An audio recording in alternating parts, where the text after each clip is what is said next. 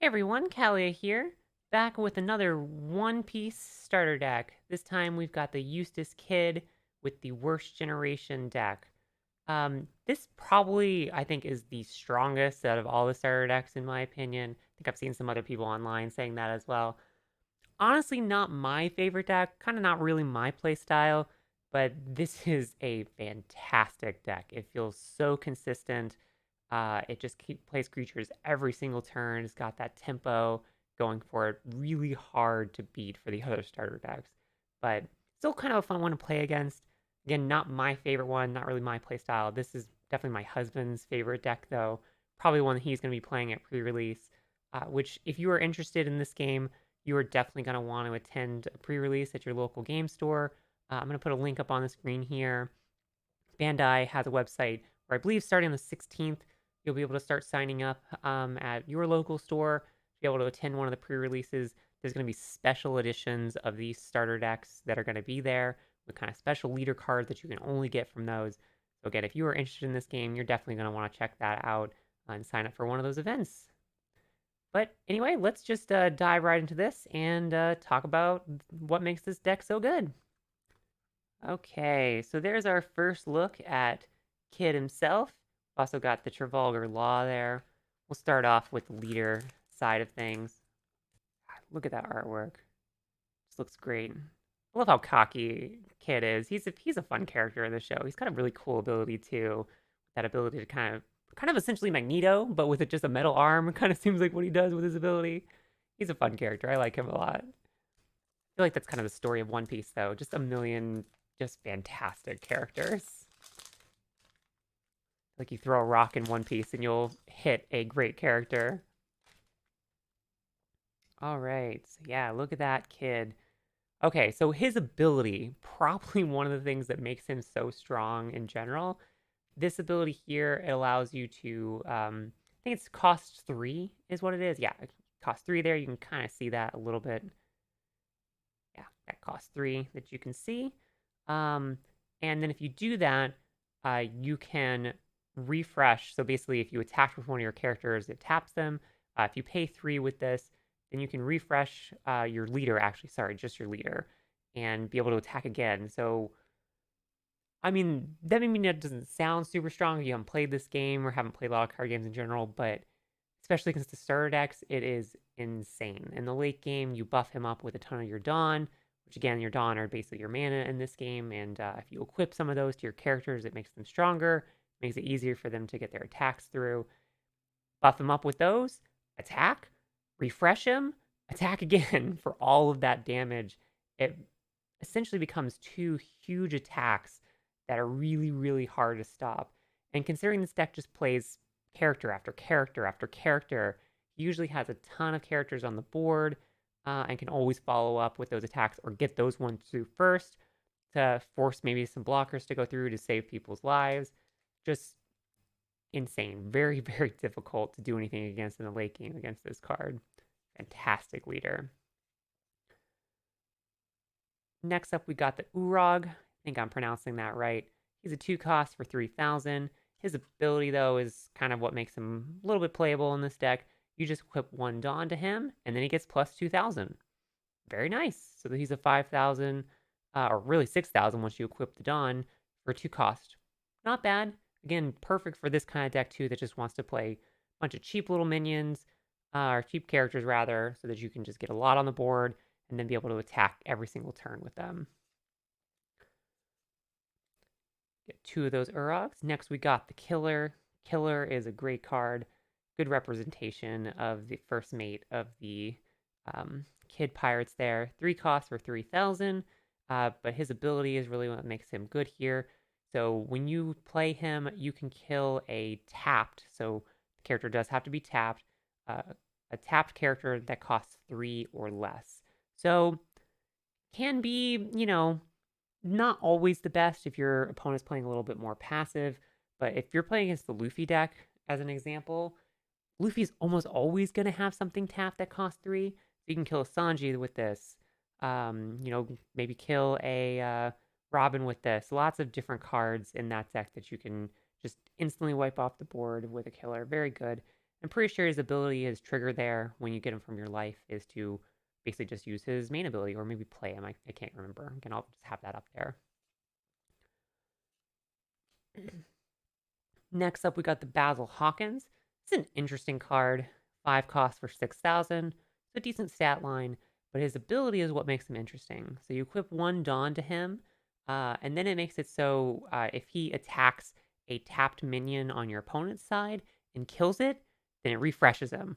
So really good way to kill a bunch of creatures on your enemy's side. You know, maybe they did a big attack last turn and you've got your Basil Hawkins down. Then you attack one of them, kill it, refresh him, attack the other one, kill it, refresh him, then maybe attack like their leader. Really cool. I've actually never seen this card be able to go off. I feel like I usually try to kill it off whenever it gets played when my husband's playing this or vice versa. So never actually seen it come into play. I feel like it's a little slow in that regard, but it is a threat that you do want to deal with when it comes down. So cool card. Very cool card. Two of those. Oh, of course. Of course, the other Eustace Kid character in here is the shiny one. That looks fantastic. So this card, this is one of the reasons why this deck is very hard to beat, especially in the late game. It is a 7 cost card for 7,000, but this ability. So it's a blocker. Already a great blocker, hard to beat with any of the starter decks. I don't think anything in the starter decks that can kill this card outright. Like none of the event cards. Maybe in the Crocodile deck, I actually can't remember. There might be something that can bounce at the very least. But this is very hard for most of the starter decks to deal with, just as a blocker. But then its ability, you equip one Dawn to it, and after you attack with him at the end of your turn, he refreshes. So he just goes back active. You get to attack with him for 8,000 each turn, and then he just comes back as a blocker, all for just one Dawn per turn. Like, this card is insane in this deck. It is so hard to deal with. I basically feel like whenever I play the Luffy deck against this, if I can't win or come very, very close to winning before it's getting to the point where this can really be played, the game is not looking good for me. Great card. Also, fantastic art on this card, too. Next up, we got the X-Drake. So there's an X-Drake in the Kaido deck as well, but this is one for the Kid deck. It's a green version. 4 costs for 5,000. Not bad stats there. And for this one, if you give him Dawn +1, so you buff him up to 6,000, whenever he attacks, he gives all of your other either Navy characters or Supernova characters, which is what most of the other characters in this deck are, plus 1,000 for the rest of the turn.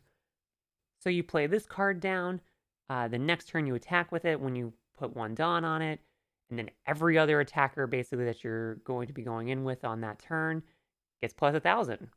And again, another great way to buff up your cards, make sure those attacks get through. Another just fantastic card for this style of deck. I think you're maybe seeing a little bit why this deck is so good. It's just got these really solid minions that do a lot for the rest of the deck.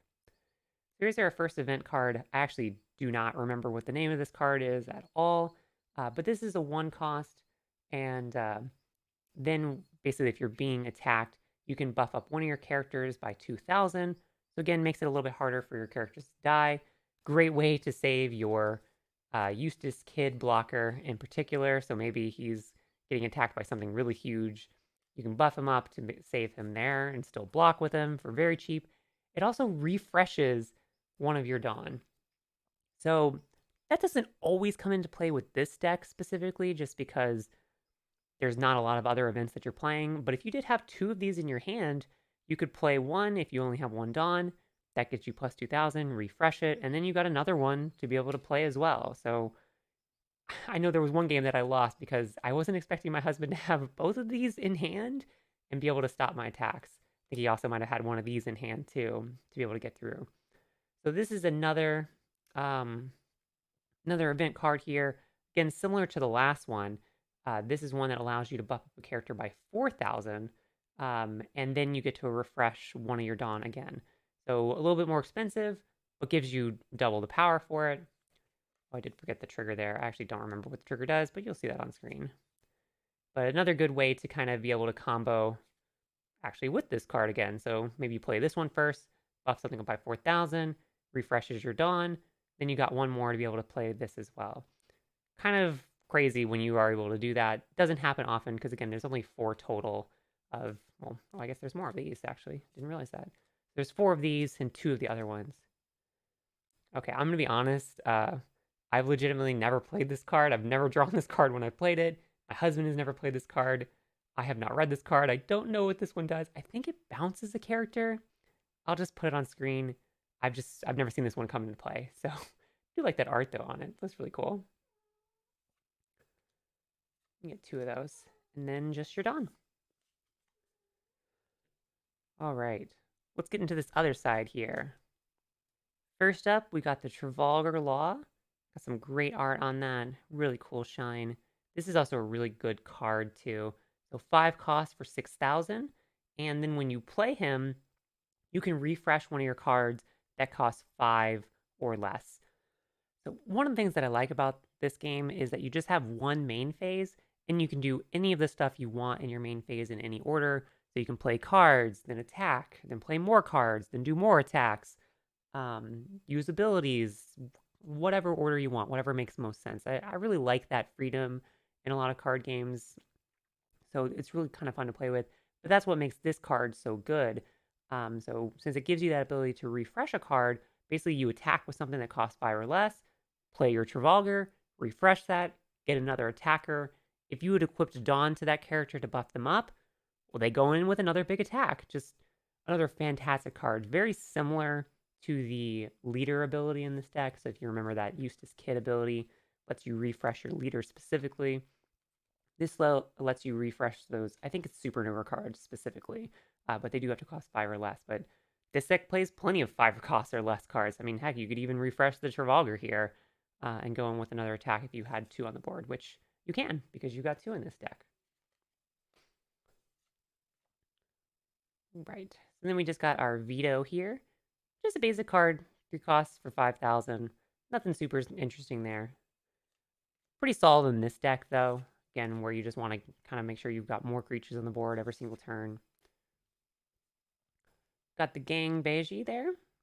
He's our 1 cost blocker for 1,000. Again, just a blocker. So very helpful. Help save one of your characters, save one of your life. You get 4 of those. We got Kobe here. 4 costs for 6,000. Basically like Frankie, if you've seen the Luffy deck. Another basic card there. Get 4 of those. Next up, we got the Jin Rummy. So this is a good card for consistency. She's a 1 cost for 1,000. But again, that stat line, that's not what you care about. It's this ability that you care about. So you play her down, and then for each turn for cost of 1, you get to look at the top 5 cards of your deck, pick any Supernova card that's there, and put that into your hand, and then you put the rest on the bottom of your deck. So a great way to find whatever card you need when you need it. I do think they might have to cost something less. I can't remember. But, you know, for any of these great cards that I've kind of been showing off, if you've got her on the board, then you keep paying 1 and find whatever you need basically when you need it. So she's a great card. You do have to tap her. Did forget that part when you use this ability. So you can't keep spamming it over and over again. It also makes her vulnerable to a counter attack, so you might want to protect her with like a Beiji or some other blocker. But still a great card, even if you just get the 1 time with her to be able to go find something. And you get 4 of those.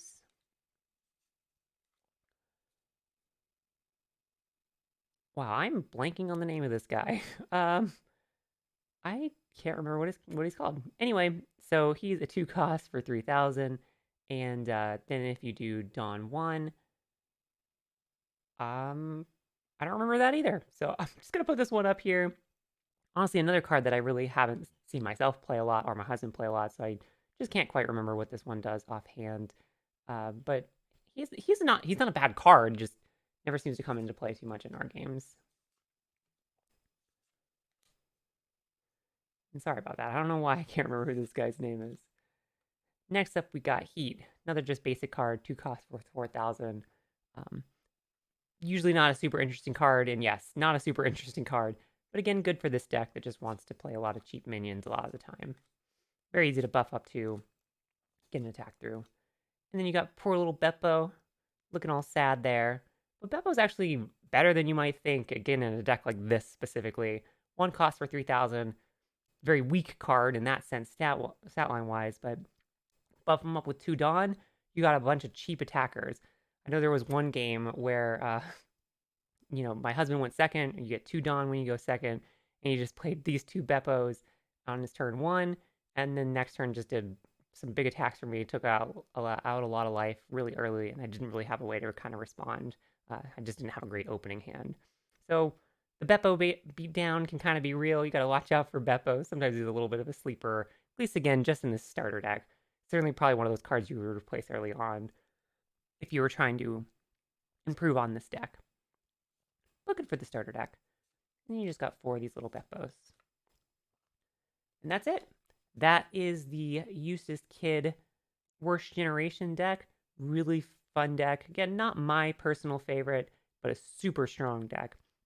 If you are looking for something that you want to do well with at the pre-release event, if you are interested in pre-release, this is probably your best bet to pick up. You'll probably be able to pick up a lot of wins with this one specifically. But fun deck. And yeah, thanks for joining me. I'm probably going to have at least a couple more of these Japanese starter decks opening. I actually don't have the Crocodile deck yet. I'm waiting for that to come. But I do actually have the special Red Movie tie-in deck that I'm going to be kind of showcasing in the future. So be looking for that. And if you liked it, go ahead and give the video a like. Also, be sure to subscribe as well. And I'll see you in the next one.